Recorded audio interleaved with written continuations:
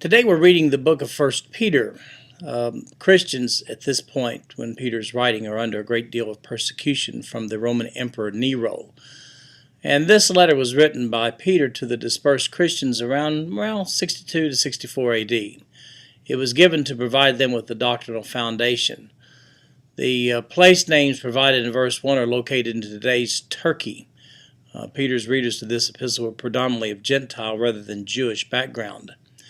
Provided a map on the page for you so you can see exactly the group to whom Peter was writing here. He begins with the doctrine of being born again in 1 Peter chapter 1, and then he goes into trial. Then he challenges them. He says, you belong to God, now act like you belong to God. In chapter 2, there's an issue of who you're going to follow.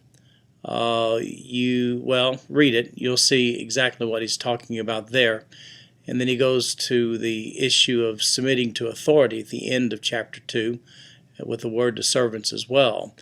Then he deals with the husband-wife relationship in chapter 3, and then suffering.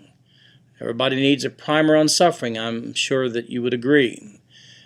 Being good stewards of God's grace is the subject of chapter 4.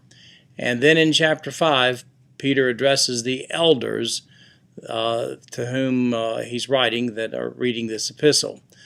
He challenges them in the end of chapter 5 and says, Satan is after us, and that's true even today. Well, that's today's reading, and we'll see you tomorrow.